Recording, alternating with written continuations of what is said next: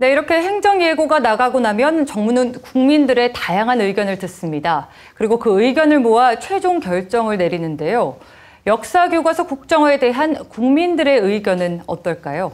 황대훈 기자가 설명해 드립니다.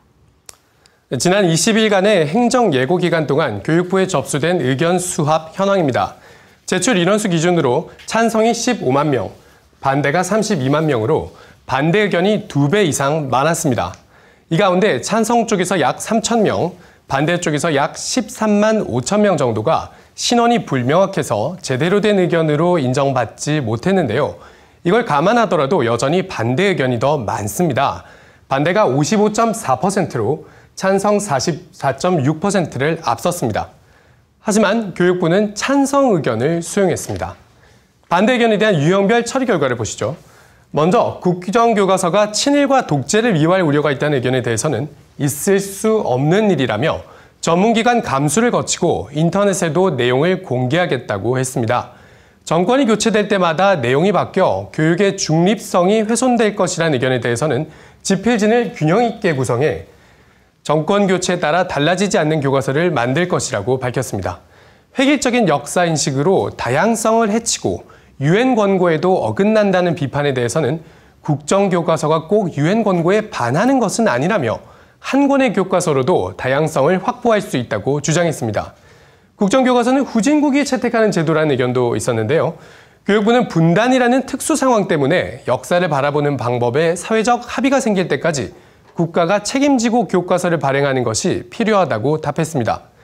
국정화 전환이 이뤄지면 일본의 역사 왜곡에 맞서기 어려울 것이라는 의견에 대해서는 검정제를 채택하고 있는 일본도 역사 왜곡을 일삼고 있다며 교과서 편찬 방식이 아니라 내용이 문제라는 입장이었습니다. 의견이 수용된 국정화 찬성에 대해선 따로 입장을 내놓지 않았습니다. 이런 가운데 오늘 거리에서는 역사교과서 국정화에 대한 찬반 집회가 잇따랐습니다. 이상미 기자입니다. 아이고, 하급상 국정화 즉각 중단하라! 중단하라! 중단하라! 중단하라! 학계와 시민사회단체들은 국정화 확정고시를 강행한 정부를 강하게 비판했습니다. 여론을 제대로 듣지도 않은 채 밀어붙였다는 겁니다. 본격적인 싸움은 이제부터 시작이라며 정부 결정에 반발하는 대규모 투쟁을 예고했습니다. 우리는 민주주의와 헌법 정신을 유린하는 정치적 폭거에 맞서 구시대 유물인 국정교과서를 교육 헌정에서 반드시 퇴출시킬 것이다. 국회는 오늘 하루 완전히 멈춰섰습니다.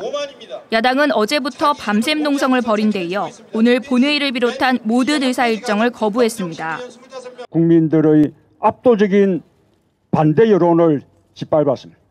정부가 국민들의 삶을 돌보는 것이 아니라 국민들을 상대로 전쟁을 선포했습니다. 여당은 법안과 예산안 처리 임무에 충실해야 한다며 야당의 국회 복귀를 촉구했습니다. 확정고시까지 끝난 만큼 교과서 문제는 전문가에게 맡기고 정치권은 민생 경제 살리기에 집중해야 한다는 겁니다. 지금 정치권에 주어진 제1의 임무는 구태연한 정쟁이나 소모적인 공방이 아니라 민생과 경제 살리기에 있습니다. 정부가 일정까지 앞당겨 확정고시를 했지만 국정화를 둘러싼 갈등은 쉽게 가라앉지 않을 전망입니다. EBS 뉴스 이상미입니다.